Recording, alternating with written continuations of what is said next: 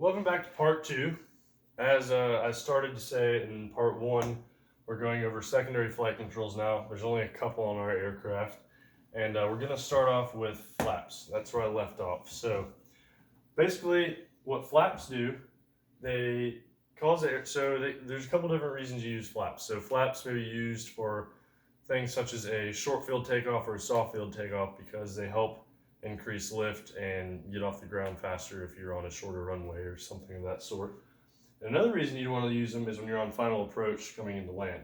So the reason you want to do that is a couple reasons. First, it'll help you slow up and get to your desired airspeed that you are looking for on final approach, or whatever speed you need to be on when you cross the threshold or anything of that sort.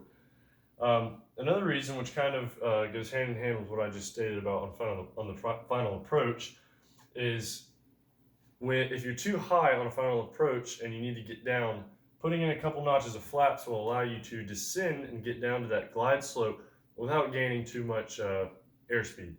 So it basically allows a controlled descent while still maintaining a relatively low or similar airspeed to what you were achieving during straight and level flight. So that's basically what flaps do. So like I said, the main reasons: to slow you down, to increase lift, and to descend without gaining an enormous amount of airspeed. So the kind of flaps we have are referred to as slotted flaps. So basically what slotted flaps are, so I'll draw a little diagram here the best I can.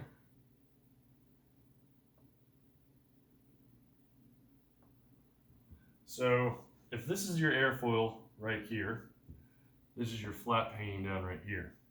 You can see right here, this little gap right here.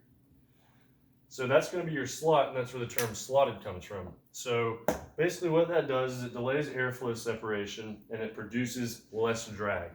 So it allows that air to keep flowing and it doesn't disturb it and create an unnatural airflow. It allows that natural airflow over the airfoil to keep going through while still having your effects of the flaps. So basically what it does is it creates lots of lift and reduces excess drag. So that's what slotted flaps do. That's their advantages, and that's what you're going to want to use them for, basically. So the next secondary flight control we're going to go over is trim.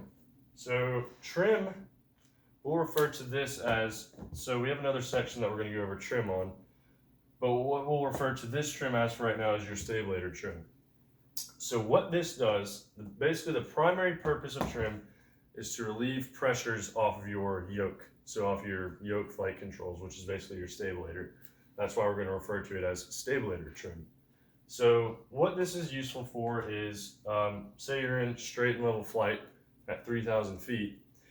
If you decide you want to add some power in because you want to pick up the pace a little bit, when you add power, naturally your nose is going to want to rise up. So your attitude is going to, you're going to have a higher pitch attitude. So what you can do is you can add some forward trim in there, and that'll bring the nose down, or at least relieve some of the pressure so it's not so hard to keep pushing down. And vice versa, if you reduce power, nose is going to want to sink, so you're going to put some backwards trim in there, relieve that pressure again, and help bring the nose up and keep it there.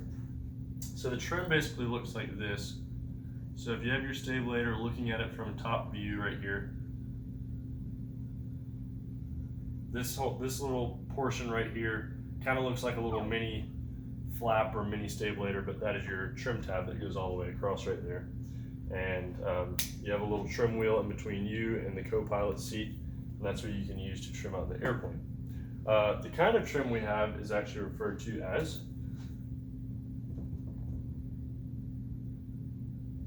anti-servo trim. So anti-servo trim, all that means is that if your stabulator right here, the whole thing is deflecting up, then this little trim tab right here is going to deflect down. So if your stabulator goes up, trim tab is going opposite the stabulator. Same thing, if your stabulator is going down, trim tab goes up. That's all anti-servo